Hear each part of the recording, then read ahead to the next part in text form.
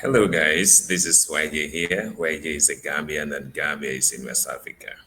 Guys, first thing that I want to do is to apologize for the last reaction video on JT. If anybody is seeing it as a promotion for him, please, I apologize more, especially to Odiola Augustine. I am telling you that you were the first people, to be here to support YG. So if you see it like that, I'm saying I am very sorry. All right. Today, I am here to do reaction. All right. And this reaction, is going to be on I am Marwa story. All right. So this reaction is going to be on his story. I am here and I'm trying to tell him that, appealing to him that allow us to say, a lot of things about you. You deserve it. You are a great son of Africa, and African need to be proud of you, my brother. So today we are just here trying to listen to him. All right. These are things that that is hidden thing in his platform that most of the people today they cannot have access to this type of stories or videos. And this is the reason why he decided to come and then to let people know who this person is, where did he started from, which is something that we have to be very, very careful. So let's try to make sure that we get in touch with this gentleman. Let's learn a lot from this man. It's very important. So we're going to follow his story up, and he's going to tell us, a little bit about his story. Okay, so we are trying to see what I am Marwa is trying to tell us here. Okay, so let us try to listen to him, guys. Listen to him. You and just tell you who I am. At least I connect with my people, with my followers. But let's start by this, man. I'm in Tulum, Mexico, one of the most top areas to visit in the whole world. I mean the whole world, man. But you may say, oh, just Mexico here, maybe because you live in Mexico, or maybe you're in the US, you'll be like, just down here. But let me tell you, man, I'm from Africa, man. I came way from Kenya. Okay, guys, this is one thing that's why I love, more about this gentleman. Why I'm trying to say so is like Marwa is somebody that never forget about Africa. He never forget about Africa. And he I kind of like always said, I am from Africa before his country. And this is the reason why I always try to make sure that I tell every African to be there to support this man because he has taken the Africa to the whole world. Anywhere Marwa is, he always mention, I am from Africa. He doesn't used to say, in fact, I am from Kenya. All right, like most of us normally used to do. Whatever we, anytime we are trying to introduce ourselves, I am from Gambia in West Africa. But this is a man whereby anything that he want to say, anytime he want to introduce himself, he always say, I am from Africa. African people hear from this man. You can see it's already dark. The sun has just gone down. It has just gone down. And man, I'm just here to tell you about my story, man. Yeah, I just want you to know who is Marwa. So my name is Frederick Marwa Ondari. Yeah, like I'm telling you my whole name. So man, I was born in Africa, and I was born in a small village. This village is called Nyabohanse, okay? And it's in a location called Hispania. So just in case I get lost, you know where to trace me, man. Just go back home. So man, I'm Kenyan and I'm African. I'm so proud of it, man. I'm so proud of it. And I'm not ashamed, man. I'm not ashamed who I am, where I'm from, because it's because of that that's where I am today. I believe is because I was never ashamed of my past, man. Like I'm always believing in what I do, always trying to do the best in my life as much as I can. So it's really funny. Let me tell you a story of myself, man. I grew up. Guys, I hope you are hearing this gentleman. Do you hear what this man is saying? Do you people hear? You, the haters, this message is for you people. Can you people hear what this man is saying? If you're a real African, know that this man doesn't start today. He doesn't start today. Please, you people, young ones in Hansi, listen to us. This is a great man in Africa. Listen to him. He said he doesn't kind of like feel ashamed to call himself as African man. This is a gentleman that is there for everybody. This is a gentleman that is there for every African. We must be proud of this man called Marwa. And he doesn't in fact trying to hide his what? Origin. He said he's from a village, small village, and he is ready to say everything. This man is somebody that we have to respect. I don't know why we are not trying to give him more respect. We are just trying to tarnish his image right now. But listen to him if you don't know I am Marwa. What he is trying to tell you people, this is a great man in Africa. Hey, most of us, we African people, sometimes you don't want people to know that you are from the village. Sometimes even YJ here, you ask me, I will say, okay, I'm from Banjul, Serekunda. This is what we said. I am from Banjul, Serekunda. But this is the man will never say, I am from Nairobi or I'm from Mombasa. This is a man always tell you that I am African, I am from Kenya, and I'm from Hansi. Let's respect this man, people. Listen to him. Let's continue listening to him, please. Up in a society where even wearing shoes was like a big privilege. Even wearing just even plastic shoes, not even like leather shoes, just plastic shoes was a big privilege. But you know what, guys? I took that around, and I always grew up seeing like very rich kids, maybe other parts of Kenya. Maybe those kids have like had like televisions in their homes. To say television, the first time we had a television in my home was when I was 16. So, you know all those stories when you go to like school and you hear people talk about like, hey, did you see that thing that happened on television? In my home, man, we didn't have that, man. Trust me. So the first time we had television in my home is when I was 16.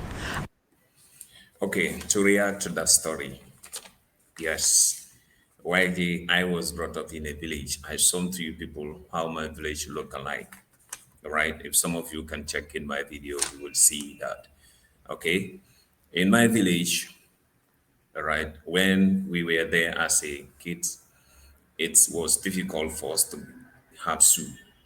In fact, sometimes, your father or maybe your mother, they might try to buy one pair of the shoe that you are going to be wearing for almost 6 months. And sometimes, we normally used to keep those shoes. You had to be using your bare foot, all right? For your entire one season. If you see us wearing shoe, maybe it's nighttime. And in the nighttime also, maybe, your parents, they want to send you somewhere, to just go and buy, something at the shop. That time they might ask you to wear a shoe. All right. This plastic shoe he's talking about, I can remember during, kind of our childhood time, it was not kind of like a plastic one. Okay. I know Gambians are listening to me. Before something called Jamba, they don't use that one here in the Gambia. It's plastic shoe. Okay. But I remember, one of my grandpa, was a war veteran from Second World War. This guy will use the car tire, will use that one to make a shoe for people. And a lot of people normally used to buy that because it's a very strong one. Okay. I think even still Nigerian people, they are trying to make those type of shoes. So for television side, when I was kind of like in the village, the first time to see a TV, we had to walk, let's say close to 3 kilometers to just go and watch football game. That happened because the other kids they came from the town, and the moment they came to us, they came to the village. There's supposed to be a football game. Like I remember Nigeria was playing. So these my friends, they asked us to go and watch that game somewhere, another village, very far from us. And then Gambia doesn't even have no television station. So Gambia TV, people here normally used to watch Senegalese TV. And to get that one too, they have to go and find at least a very long antenna, that they will be struggling to get a good image, from, that or good signal from Senegalese TV station in Senegal, because Gambia was not having any TV station. So what Marwa is telling us is true. This story is very true. Any African that you know that you were brought up in a village life, you will know that this story is very true. All right, good. Let's continue listening to him. And I was in high school. I was in my second year in high school, and you can imagine. So when I went, I when I finished my primary school, I was studying in the very rural area, like my hometown. It's called Nyabohansa, as I already told you. And when I went to high school, I really did a lot of work, and I passed, and I went to high school. And my mom was at school. So when I finished, I went to high school. Then I went to high school. I met people in high school, and those people, man, had things like Facebook. So for me, it was like, wow, what is Facebook? What is login? What is sign up? And people would laugh at me at school and say, oh, look at this guy, man. Where are you from? You look so. Now I passed so well, and now I got a calling letter to a very like provincial school, a very nice school. So this school, like, people who are there are those people who had lived maybe in cities. They know a little of technology, or they know more of technology. But man, I was that guy from the village that nobody like even had ever seen a computer. Like I swear, the first guy who bought a computer, were told like, oh, there's some school has, like, there was an academy school, a private school near my home, which had like computers. Even me, I ran to go and see through the window, like, oh, so these are computers. Oh, let me see this, man. Imagine you being born in a place, even a television, man, was a big deal. Like, you'll see people have like those antennas like above their houses. I had to make a fake one, man, just pretending that, you know, pretending like our home had a television. And I just had to put like a fake antenna, just putting those wires and just finding a long pole and just protruding it outside our home. So you see the story I am telling you people. You see, exactly this is what I'm trying to explain to you. Those days, for people to know that there is television in your father's house, you must have to get antenna, right? Normally those days you will see people using wire to create a local antenna by themselves. All these things were like things that were happening in Africa here. What Marwa is telling us here is true. Okay, it's true. We were using those, antennas to fake that you have, let's say, a TV in your house. Even the TV is spoiled. Your father never want people to know that the TV is spoiled. We'll always have those antennas, very long antennas, whereby people normally used to fake it like it's real, or you have TV in your compound. So please respect this man. Know where he comes from. All right. He came from very far. And where he is today, you must have to respect him. You, the haters, you, the people in Yabo Hansi, listen to this man, what he's telling you. JT, people like Kerol, people like Mosiko One, Mogezi, Gintu, listen to this man. Do not try to play with him. Know someone's story before you try to tarnish his image. All right? It's too bad. Let's listen to him. So that people could think we have a television. But the fact is, man, the first time we bought a television, I was in my second year in high school, and I was 16 years, man. So you can imagine I grew up in a home where television was like, so things like electricity were never there, man. But as I speak right now, I'm in Mexico.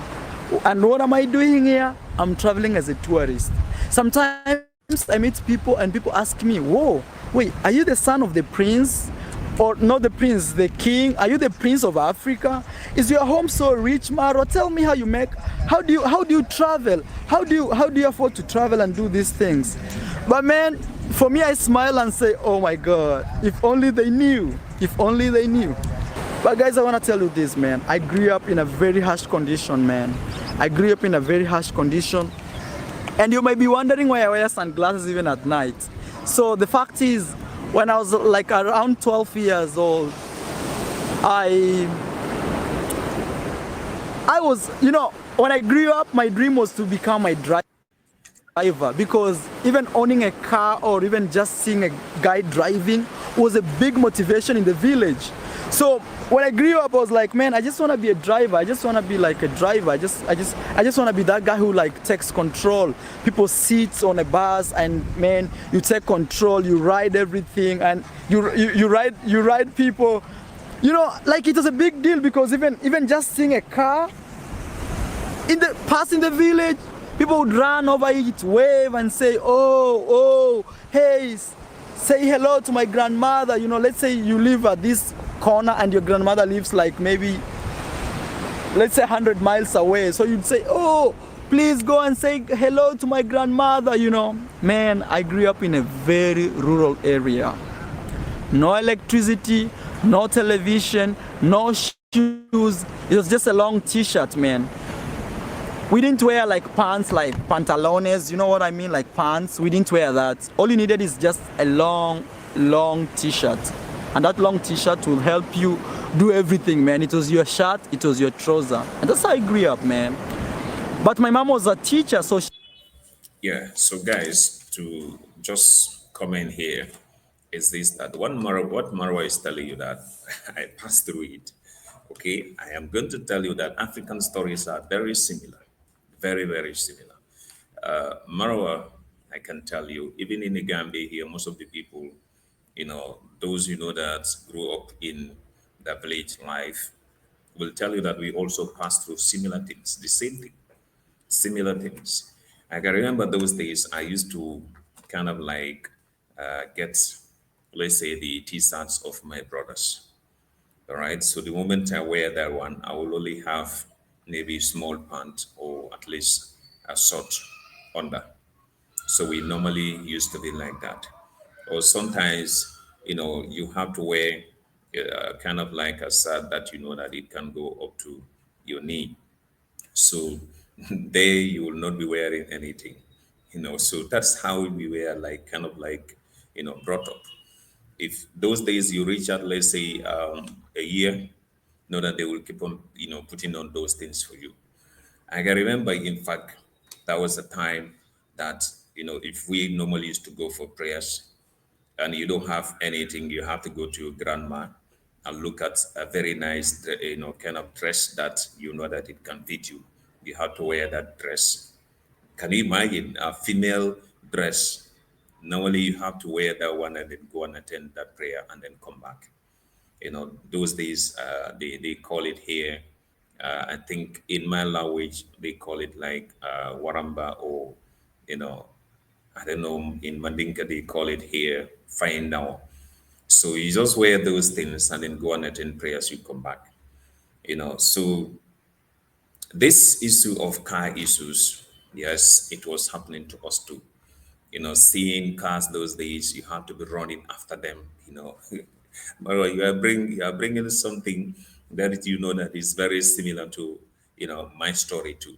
I've shown you my village, especially that center of the village there. So our fathers will be like beating us, trying to make sure that get us kind of like not to be climbing on the car, running or trying to catch the car as it was running. You know, it was serious thing that I can tell you. So parents will be there always trying to beat their kids. And flight, let me tell you, those days, you're in the village and then you see kind of like a flight going. We always rushed and then try to follow down, and we'll be running, running, running till you cannot even see the flight. That's the time we normally used to stop. So all what he's saying here is a story that that African stories are very similar. Okay. And it's a sad story. Maybe one day I'll open up. But you know what? I'm trying to see if one day I can come up with a movie of just my life and just tell you, man. But you know, sometimes I see people watch me and they say, Maro, you're an inspiration. Man, I feel like super humble. I feel like, oh man, I wish these guys could know where I came from. And even right now, I don't feel like I've succeeded. I just feel like, man, I just have to celebrate the steps I've made in life, the small steps I've made, the big steps I've made, because everything matters in. So, guys, look at this, please. At this point of view, Marwa is not seeing himself as a successful person. And even still, he doesn't see himself as a successful person. So, all what I can tell you here is this, leave this man alone from today. Marwa, you are that. You inspire a lot of people in this Africa here.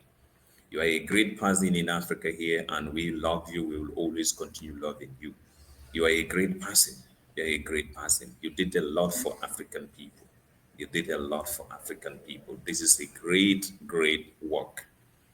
Yes, you look at your story. Okay, the story that you have, yes, it's not easy. We all know that, African parents are like that. They are very strict. African parents are very strict. Nobody can dispute that. But they are always trying to do something for us. They always want us to make sure that we have a better future. The time they were actually trying to say, you have to continue going to school, you have to get whatever you're supposed to get. Yes, even while you're here, you are saying, my father used to do the same thing to us. But thank God and thank you to them today, we are enjoying. So this is life. Yeah, this is life. Your mom sees a great person, very hardworking, and contributed a lot to your life. Congratulations to her. And we are saying thank you, mom. Thank you, mom, for raising up a child that happens to be today a big example in Africa as a leader, as a mentor, and as everything for people of Africa. So thank you so much, mommy. Life, man. And if you cannot appreciate where you are right now, you can't even appreciate even when you are at the top, or you can't even appreciate any level, that's what I mean. So guys, what I'm just trying to say is it has been crazy, it has been amazing, and for me, I've seen God, man, in my life. I know maybe I don't want to be like more religious in these videos, but I just want to say, I just want to tell you in what I believe in, man. Like, it's amazing, it's really amazing, the steps I've made. And man, even right now, back home, those guys who used to laugh at me, like maybe in high school, like, oh, you don't have Facebook, you don't even know what is login, you don't even know how to operate a computer. Man, right now they look at me and they say, oh, look at this guy, man, he's living that life, man. Yeah, but I know all in all is I try, man. I just try. I never felt like being born in Africa is a mistake. I just feel like it's just lack of opportunities, like every person goes through. But I want to challenge you, man. Wherever you are, even if you're in the first class country or you're in the poor country back in Africa, man, just try, man. Just try. Don't give up. Try your best. If you're trying to look for something in your life, man, just believe in yourself. You want family, believe in yourself, man. You know, don't say, man, there's something holding you. Don't give excuses, man. Just chase it, man. Just chase it, and trust me, things will be okay, man. But one thing I wanna say is, if you strongly look for something and you put your mind, trust me, it happens, man. It happens. It's Yes, that's a great advice given to us by I am Marwa. Please, let's make sure that we do that. Especially with the young people, he said, if you put your mind onto something that you want to get, always try to, put your mind onto it and then kiss it. This is what he did, and that's the reason why today he has become a great person. He has become a very, very good, leader in Africa, a mentor, somebody who is very inspiring in Africa here. So we all hear about the story of I am Marwa, and I can witness it. I can tell you that African stories are the same thing.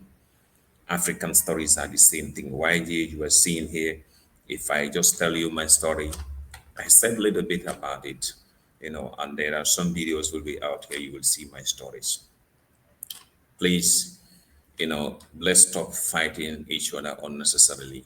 You don't know somebody, you just see the person today, and you don't go and do research about what had happened, you know, before here, before right now, before this level where he is, what had happened from level one, level two, level three, level four, up to where he is today. Because if Maro is telling us right now, the level where he is right now in his life, he is at, let's say, level five. Go and make research about what had happened to him at level one, level two. At level one, he is talking about he doesn't even have a shoe those days. All right. Even to wear a cloth is a problem because of what? Poverty. Level two, that is where he was, forced to make sure that concentrate on education.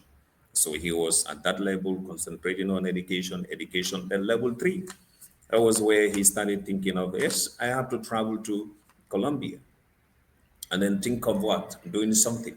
And as he was in Colombia, the level four came in. And that is was where he started, trying to think about doing this YouTube career. Level five, where he is, he started building, build a house for the mom. Then from there, level six came in. Now he's having his own building too. So, guys, this is just kind of like a suggestion. This is just kind of like a, suggested level of I am Marwa that I'm trying to give it to you. But you have to know what had happened, for level one, level two, and then so on.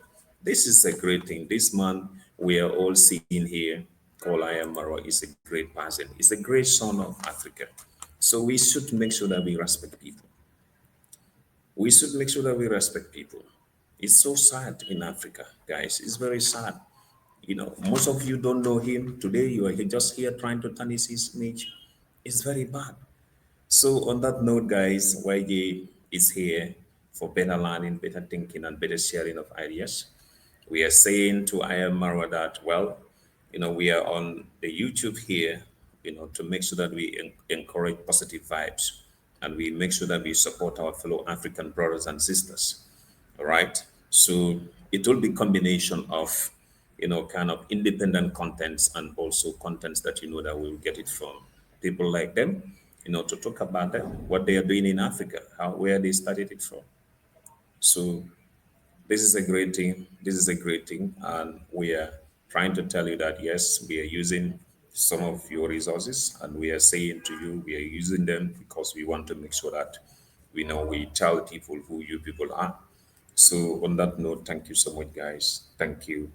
Let's watch out for next videos. Thank you.